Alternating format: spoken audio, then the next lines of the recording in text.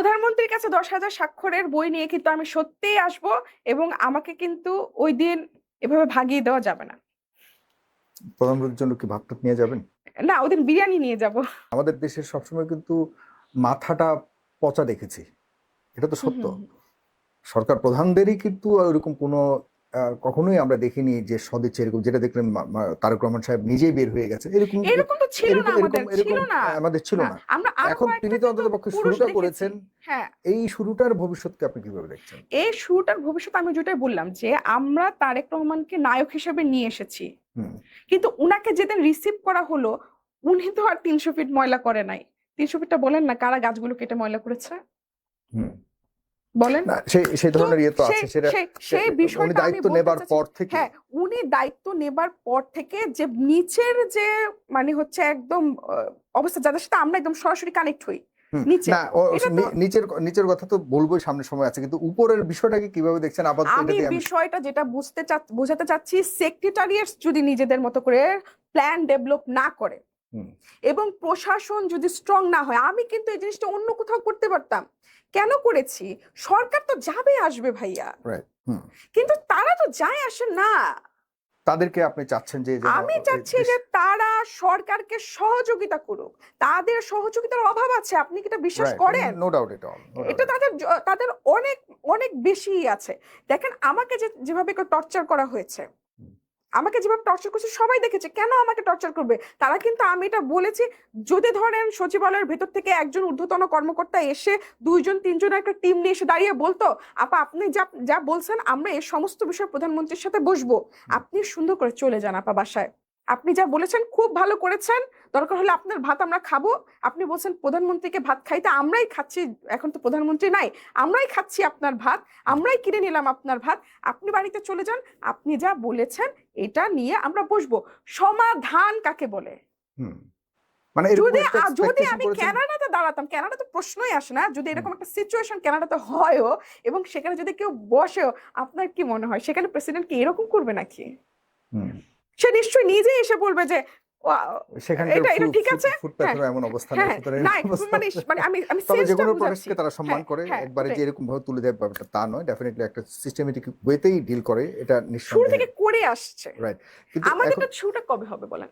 জি, সেটা আপনি শুরু করছেন, কিন্তু আপনার সাথে যে ট্রিটমেন্টটা করা হয়েছে সেটাতে আপনি বেশি মানে তারা চায় যে একটা আন্দোলন এসেছে, একজন এসেছে, যে কে জানি না, সে আসছে, সাংবাদিকটা তার দিকে ক্যামেরা দিয়েছে, সে দৌড়াতে সচিবালয়ের ভিতর পালিয়ে গেছে।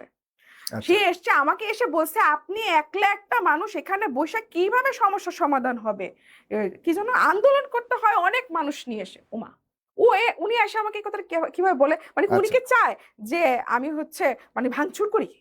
উনি কি চায় আমি অনেক দল বল নিয়ে এসে আন্দোলন, মানে হচ্ছে অনেক দল বল নিয়ে এসে, মানে জুলাইতে যেটা দেখেছে না, ওইটাকেই উনার কাছে আন্দোলন মনে হয়, যে অনেক দল বল নিয়ে এসে, মানে উনি উস্কে দেওয়ার জন্য এসছে।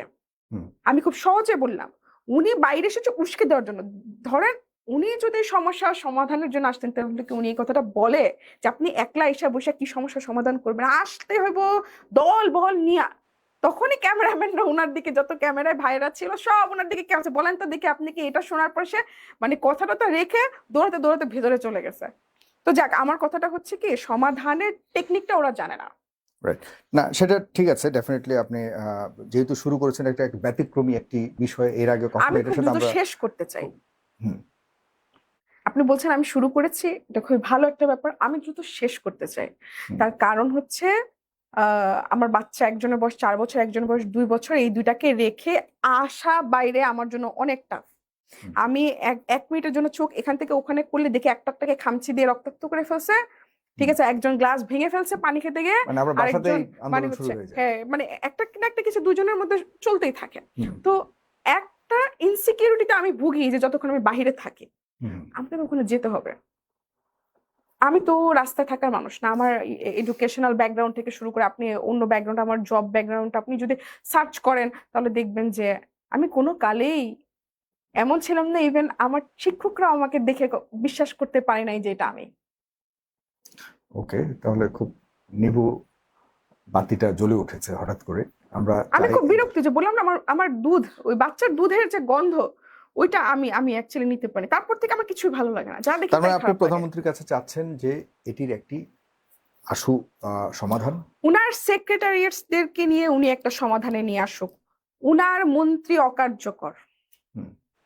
উনার স্বরাষ্ট্র আপনার হচ্ছে স্থানীয় সরকার প্রতিমন্ত্রী আর মন্ত্রীকে তো কোথাও দেখি না, আল্লাহ জানে। স্থানীয় সরকার মন্ত্রী ফখরুল সাহেব, আমি ওই এলাকার বউ, উনাকে তো মনে হয় জাদুঘরে রেখে দিয়েছে, ওনাকে তো দেখাই যায় না কোথাও। দেখা যায় হচ্ছে ওই যে যিনি প্রতিমন্ত্রী, তো যেটা দেখি যে সূর্যের চেয়ে বালির অনেক বেশি গরম, উনাকে সবখানে ঘুরে ঘুরে বেড়াতে দেখা যায়।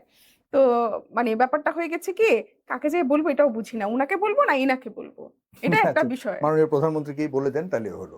আমার আপনাদের মাধ্যমে প্রধানমন্ত্রীর কাছে একটা আবেদন হচ্ছে, আপনি আপনার মন্ত্রীদেরকে নিয়ে এই সমস্যার সমাধান করতে পারবেন না, কারণ আপনারা যে রাজনৈতিক দল, আপনারা আসেন এবং একটা সময় আবার চলে যান, আবার আরেকটা দল আসে। যদি এটা সমাধান করতে হয় তাহলে সমাধানটাকে আপনার সিস্টেমে নিয়ে এসে একটা ছেড়ে দিয়ে যেতে হবে এখানে, যেন এই সিস্টেমটা পরবর্তী 30-40 বছর ধরে টেকে, হুম। তাই না? আপনি একদিনে এটা সমাধান করতে পারবেন, ইটস ট্রু, বাট এটা স্টার্ট করতে হবে। যেমন ধরো আমি কিন্তু এই ইস্যুতে প্রথমে বললাম যে সরকার কিন্তু স্টার্ট করেছে, লাইসেন্সটা বাতিল করেছে, আর দেয়নি। না দিয়ে এটাকে উচ্ছেদ করে উনি প্রবলেমটা বুঝতে পেরেছে, আমি বুঝাতে পেরেছি। আপনি হ্যাঁ, আপনার কথা আমি শুনছে কিন্তু সুতরাং আমি কিন্তু সরকারের পক্ষের লোক, কারণ হচ্ছে কি, যে সরকারি আসুক আমি তো কোথাও যাব না, আমি তো দেশের জনগণ। এন্ড আরেকটা বিষয় হচ্ছে আমি কোনো পলিটিক্যাল ফেস না, হুম, মানে তাই আপনার যে সরকারি কখনো আসুক। কোনো কালে না, আমার আপনার কোনো কোনো পলিটিক্সের সাথে আমার কখনো ইনভলভমেন্ট ছিল না। 17 বছর শেখ হাসিনা সরকার থেকেছে, 17 বছরের মধ্যে যখন আমি দেখেছি যে আহ, আমার আমার আমার একটা ইচ্ছে ছিল, আচ্ছা আমাদের কেন কোনো স্যাটেলাইট নাই। হুম, তো যখন স্যাটেলাইট হয়েছে আমার অনেক মানে একটা ভালো লাগে, মানে আমাদের নাই, কারো 15টা আছে, কারোটা 23টা আছে, কারো 19টা আছে, সব আকাশে একা একা ঘুরতেছে, কে কার সাথে নাকি কার ধাক্কাও লেগে যাচ্ছে, আর আমাদের একটাও নাই। এত বছর হয়ে গেল স্বাধীনতার। তো এই যে একটা দুঃখ, যখন দেখলাম যে আমাদের একটা স্যাটেলাইট যাচ্ছে অনেক ভালো লেগেছে। আমি তো একটা বাংলাদেশি দিন শেষে, এখন সরকার তো চলে যাবে কিন্তু স্যাটেলাইট তো আমার থেকে যাবে, ইজন্ট ইট? তো আমার একটা ভালো লাগা, তো পোস্ট দিয়েছি। কিন্তু সেই স্যাটেলাইটের কারণে যখন দেখলাম টিভি চ্যানেলগুলো থেকে অতিরিক্ত ভাড়া আদায় করা হচ্ছে, তখন কিন্তু বিষয়টা আমি ভালোভাবে দেখিনি। তখন কিন্তু আমি বললাম যে 1 বছরে সব মুনাফা নিয়ে যাবে গিয়ে ওরা। তখন কিন্তু আমি এই প্রশ্নটাও তুলেছি, তাহলে আমাদের যে হচ্ছে আপনার কি বলে মহাকাশ গবেষণা কেন্দ্র, এর কাজটা কি? এই সমস্ত পোস্ট কিন্তু মানুষ গল্প করে না। যাক, ঠিক আছে, মানুষের গল্প নিয়ে না, আমি বলতে চাচ্ছি যে আমি কিন্তু খুশি হয়েছি। পক্ষান্তরে কিন্তু আমি যখন দেখেছি যে এখানে প্রবলেম, আমি ওইটার প্রতিবাদও করেছি। তো মানুষ, আমি তো সাধারণ মানুষ, আমার ভালো লাগলে ভালো বলবো। আমার কাছে ভালো লেগেছে যে তারেক রহমান রাস্তায় রাস্তায় ঘুরেছেন, কোথায় ময়লা আছে।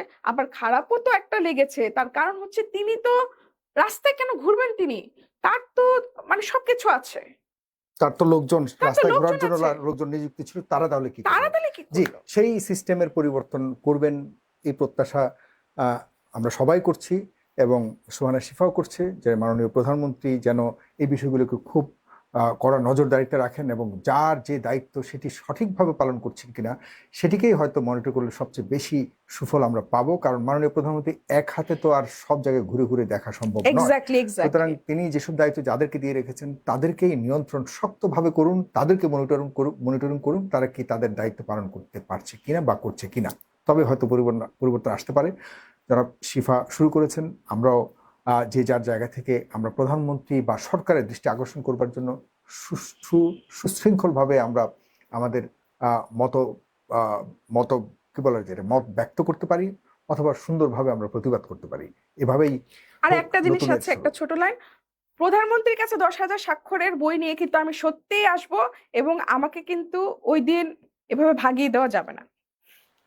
প্রধানমন্ত্রীর জন্য কি ভাত নিয়ে যাবেন? না, ওই দিন বিরিয়ানি নিয়ে যাব।